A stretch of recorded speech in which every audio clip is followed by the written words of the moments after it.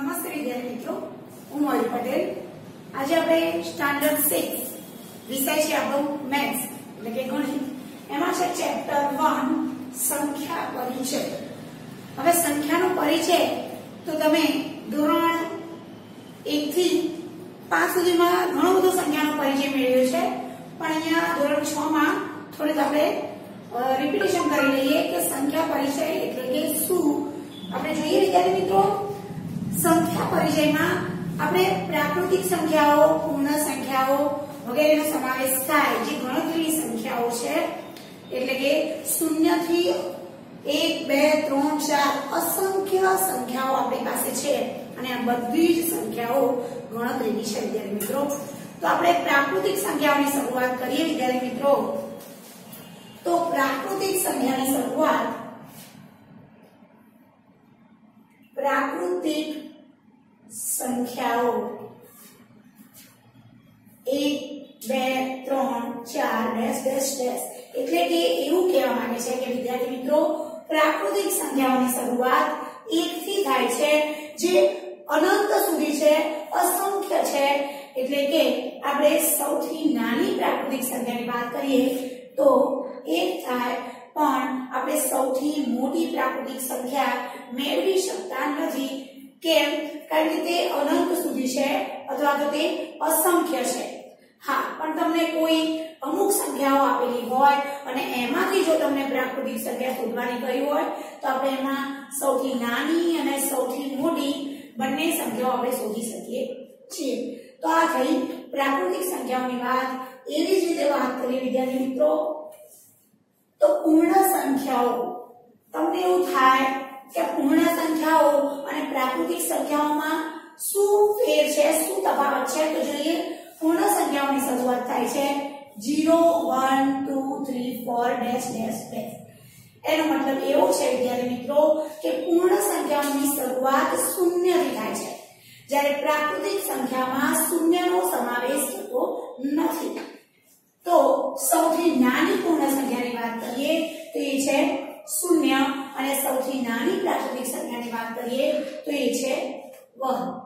અને સૌથી મોટી પૂર્ણ કે પ્રાકૃતિક સંખ્યાઓ આપણે મેળવી શકતા નથી. એનું કારણ છે કે તે અનંત સુધી છે, તે અસંખ્ય છે. હવે આપણે નોર્મલ વાત કરીએ વિદ્યાર્થી મિત્રો તો આપણે એવું બધું શીખી ગયા છીએ કે 2 અંકની સંખ્યા કરતા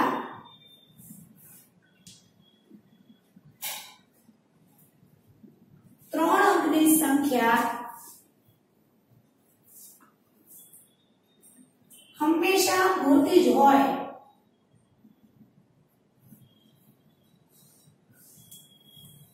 એવું તો આપણને ખ્યાલ આવી જાય વિદ્યાર્થી મિત્રો કે 2 અંકની સંખ્યા કરતા 3 અંકની સંખ્યા હંમેશા મોટી જ હોય. એવી રીતે જોઈએ વિદ્યાર્થી મિત્રો આગળ તો 3 અંકની સંખ્યા કરતા 4 અંકની સંખ્યા મોટી હોય, એમ 4 અંકની સંખ્યા કરતા 5 અંકની સંખ્યાઓ મોટી હોય. આ તો આપણે સરળ આપણે આગળના ધોરણમાં આવું ઘણું બધું શીખતા આવ્યા છીએ. આપણે એવું પણ શીખ્યા છીએ કે જો 4 અંકની સંખ્યા હોય અથવા તો 3 અંકની સંખ્યા હોય, આપણે 4 અંકની સંખ્યાની વાત કરીએ વિદ્યાર્થી મિત્રો, જો બંને સંખ્યાઓ 4 અંકની હોય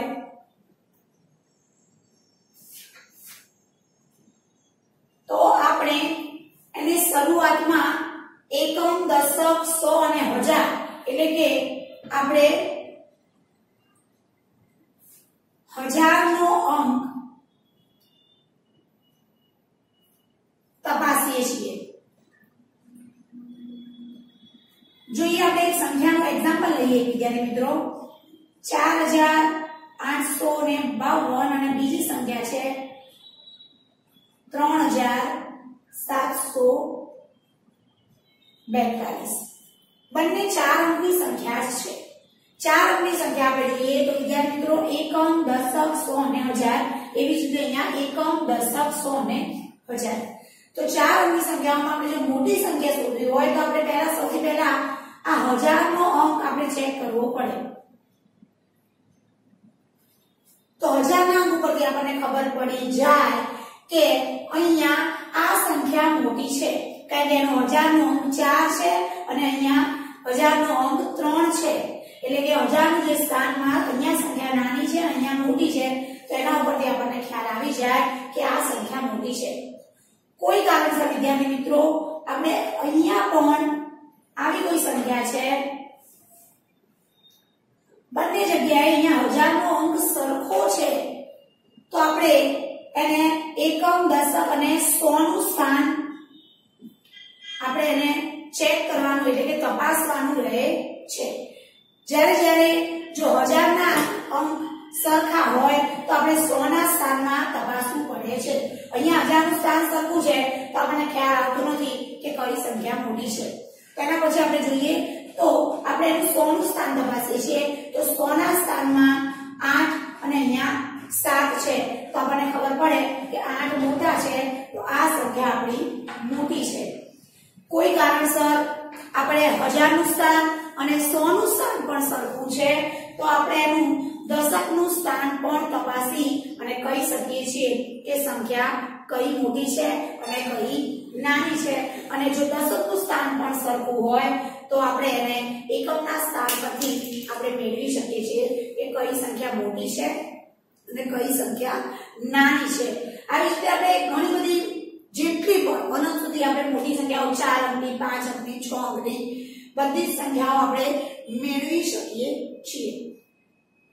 બીજું જોઈએ વિદ્યાર્થી મિત્રો, અહીંયા તમને એવું આપેલું છે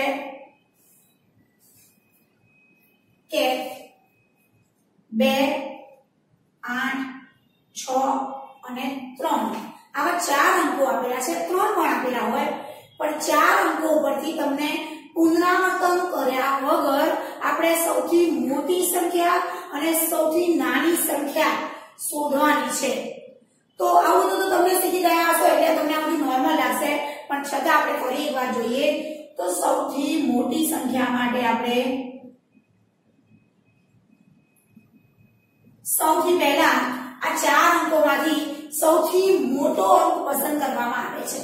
તો સૌથી મોટો અંક 2, 8, 6 અને 3 માં 8 છે.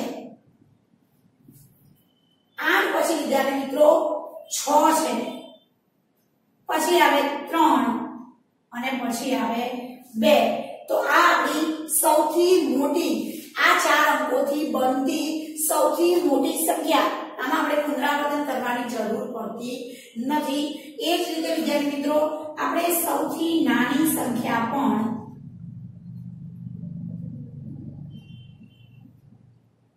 મેળવી શકીએ છીએ.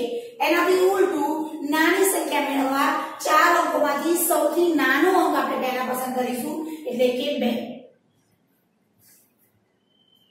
પછી જોઈએ વિદ્યાર્થી મિત્રો કે એના પછી આવશે 3, પછી જોઈએ તો 6 અને પછી 8. હવે આ થઈ વિદ્યાર્થી મિત્રો 4 અંકની સૌથી મોટી સંખ્યા અને 4 અંકની સૌથી નાની સંખ્યા. આવા 4 અંકો આપેલા છે. એવું બીજું જોઈએ વિદ્યાર્થી મિત્રો કે અહીંયા આપણને એક સંખ્યા આપેલી છે 1, 6, 0 અને 2. હવે આવી સંખ્યા હોય ત્યારે આપણે સૌથી મોટી સંખ્યા બનાવી છે વિદ્યાર્થી મિત્રો. 4 અંકની સૌથી મોટી સંખ્યા. આ 4 અંકોનો જ આપણે ઉપયોગ કરવાનો છે. તો મોટી સંખ્યામાં તો તમને ખ્યાલ આવી જાય કે 4 અંકોમાંથી સૌથી મોટો અંક 6 છે. પછીનો આપણે અંક જોઈએ તો 2. એના પછી જોઈએ વિદ્યાર્થી મિત્રો તો 1 અને પછી જોઈએ તો 0. તો આ થઈ ગઈ આપણે 4 અંકની સૌથી મોટી સંખ્યા. હવે આપણે સૌથી નાની સંખ્યાની વાત કરીએ તો સૌથી નાનો અંક આપણે પહેલા લઈએ છીએ. તો 4 અંકમાં તો સૌથી નાનો અંક 0 છે. તો અહીંયા જો 0 લઈએ તો કોઈ પણ સંખ્યાની શરૂઆત આપણે 0 થી કરી શકતા નથી. અહીંયા 0 લઈ લઈએ તો આપણી આ સંખ્યા ખોટી પડે કારણ કે અહીંયા કોઈ પણ સંખ્યાની શરૂઆત 0 થી ના થાય તો આ તો 3 અંકની સંખ્યા બની જાય. તો આપણે એ રીતે લઈ શકતા નથી. જો કોઈ પણ સંખ્યાની શરૂઆત 0 થી થતી હોય તો આપણે 0 પછીનો અંક પહેલા લખીશું અને પછી આપણે એના પછીનું સ્થાન આપણે 0 ને આપીશું. તો અહીંયા શૂન્યની શરૂઆત કોઈ પણ સંખ્યામાં ન થતી હોવાથી આપણે પહેલું સ્થાન 1 ને આપીશું અને પછી નેક્સ્ટ સ્થાન આપણે શૂન્યને આપી દઈશું.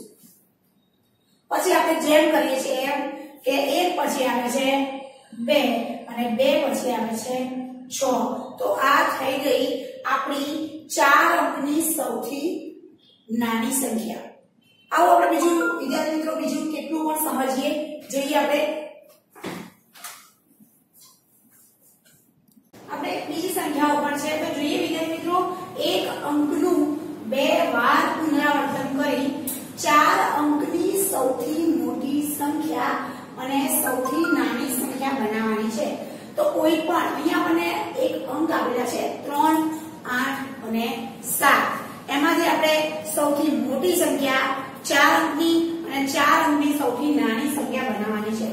તો આપણે જોઈએ વિદ્યાર્થી મિત્રો, સૌથી મોટી સંખ્યાની વાત કરીએ. સૌથી મોટી સંખ્યા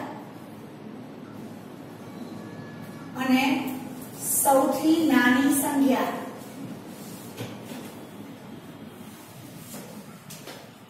આપણને એવું થાય અહીંયા અંકો તો આપણને 3 આપેલા છે, પણ અહીંયા આપણને એવું કહેવામાં આવ્યું છે કે એક અંકનું કોઈ પણ એક અંકનું 2 વાર પુનરાવર્તન થવું જરૂર છે. તો મોટી સંખ્યા મેળવવા આપણે સૌથી પહેલા મોટી સંખ્યાનો ઉપયોગ કરીશું.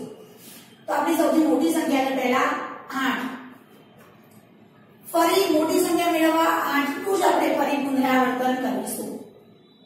8 પછી આવશે 7 અને પછી આવશે 3. તો આ થઈ ગઈ આપણી 4 અંકની સૌથી મોટી સંખ્યા. એવી જ રીતે વિદ્યાર્થી મિત્રો, નાની સંખ્યામાં સૌથી નાની સંખ્યાનું આપણે 2 વાર પુનરાવર્તન કરી લેવાનું. તો જોઈએ વિદ્યાર્થી મિત્રો, આમાં સૌથી નાની સંખ્યા 3 છે. તો 3 નું જ ફરી આપણે પુનરાવર્તન કરી લઈશું. પછી એનાથી મોટી તો 7 છે અને પછી એનાથી મોટી તો 8 છે. તો તમને ખ્યાલ આવી જાય. બીજું એક એક્ઝામ્પલ લઈએ વિદ્યાર્થી મિત્રો, 0, 4 અને 9 છે. તો આપણે એમાં સૌથી મોટી સંખ્યા શોધીએ. તો સૌથી મોટી સંખ્યા અહીંયા કઈ છે વિદ્યાર્થી મિત્રો? 9 છે. તો આપણે 9 નું 2 વાર પુનરાવર્તન કરીશું. એના પછી મોટી છે તો 4 અને છેલ્લે આવશે 0. હવે આપણે વિદ્યાર્થી મિત્રો સૌથી નાની સંખ્યા મેળવીએ.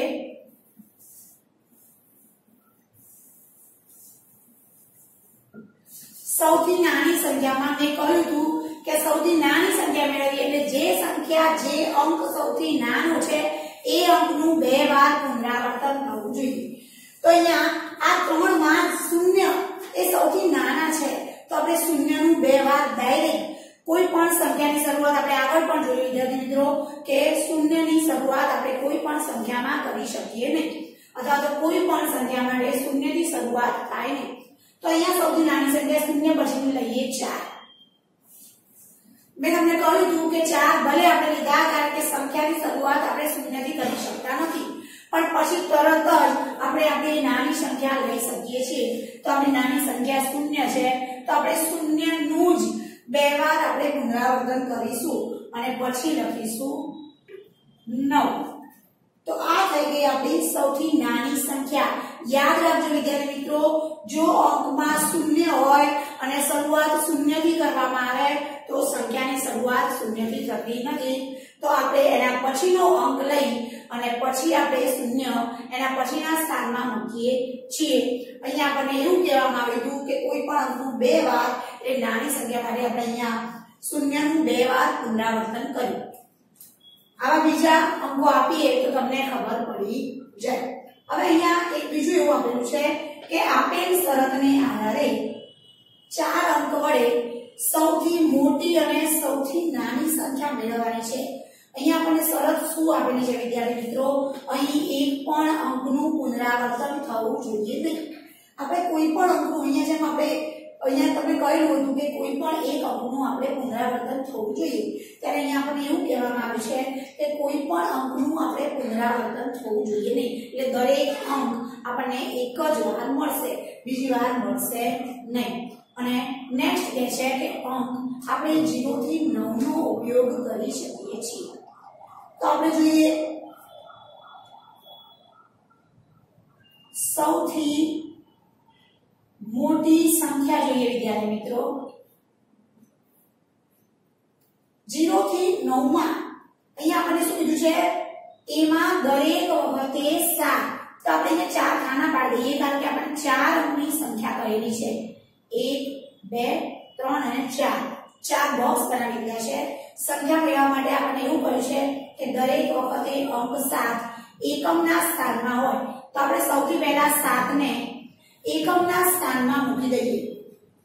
પછી હવે આપણે સૌથી મોટી સંખ્યા બનાવવાની છે. તો 0 થી 9 માં સૌથી મોટા છે 9, પછી છે 8, 8 પછી આવશે 7.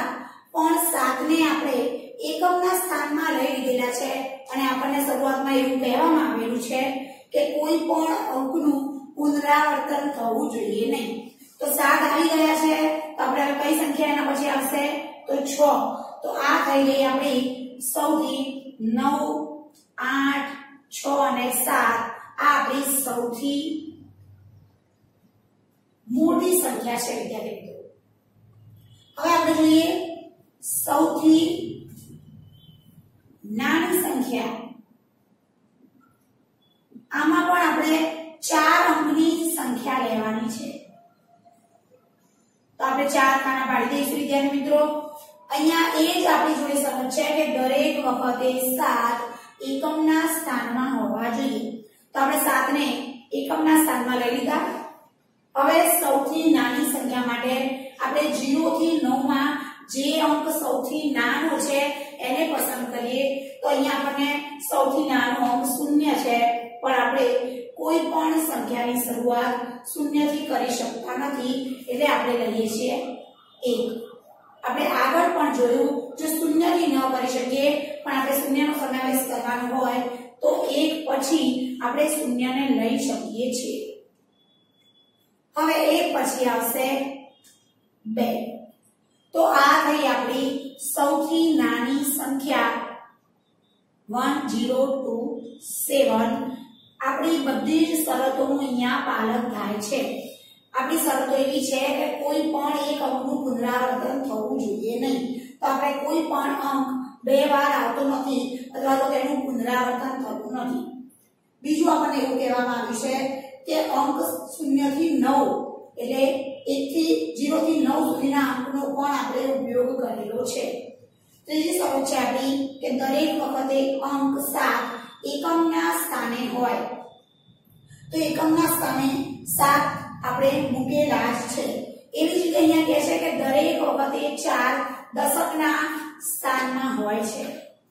તો આપણે લઈએ સૌથી મોટી સંખ્યા. એના માટે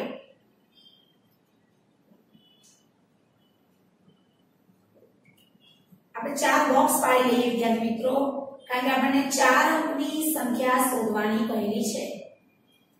ફરી એ જ શરતોનું આપણે પાલન કરવાનું છે. દરેક વખતે 4 દશકના સ્થાનમાં હોય. તો એકમ અને દશક એટલે આપણે 4 તો અહીંયા મૂકી જ દઈશું.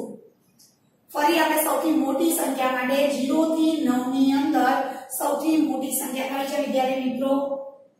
9. એના પછી છે 8 અને એના પછી છે 7. તો આ આપણી સંખ્યા થઈ ગઈ સૌથી મોટી સંખ્યા છે 9 8 4 અને 7. આપણે દરેક નિયમોનું પાલન કરેલું છે. કોઈ પણ અંકનું આપણે પુનરાવર્તન થવા દીધું નથી. 4 ને આપણે દશકના સ્થાનમાં મૂકેલું જ છે અને આપણે 0 થી 9 અંકનો જ ઉપયોગ કરેલો છે. એવી રીતે આપણે સૌથી નાની સંખ્યા શોધીએ તો એ પણ આપણે 4 અંકની જ લેવાની છે. તો આપણે એક બોક્સમાં 4 અંક માટેના ખાના બનાવી દઈશું. આપણને બીજી શરત મુજબ આપણને એવું જ કહ્યું છે કે દરેક વખતે 4 દશકના સ્થાને હોય, એટલે કે એકમ અને દશક. હવે સૌથી નાની સંખ્યા શોધવા માટે આપણે 0 થી 9 ની અંદર સૌથી નાનો પસંદ કરીએ તો એ છે શૂન્ય. ફરી આપણે શૂન્યને શરૂઆતમાં લઈ શકતા નથી તો આપણે સૌથી પહેલા કોનો ઉપયોગ કરીશું? 1 નો. જો 1 નો ઉપયોગ થઈ જાય પછી આપણે શૂન્યનો ઉપયોગ કરી શકીએ છીએ અને 1 પછી આવશે 2. તો આ થઈ ગઈ આપણી સૌથી નાની સંખ્યા. આપણે બધી જ શરતોનું પાલન અહીંયા પણ કરેલું છે. બીજી માહિતી મેળવીએ વિદ્યાર્થી મિત્રો.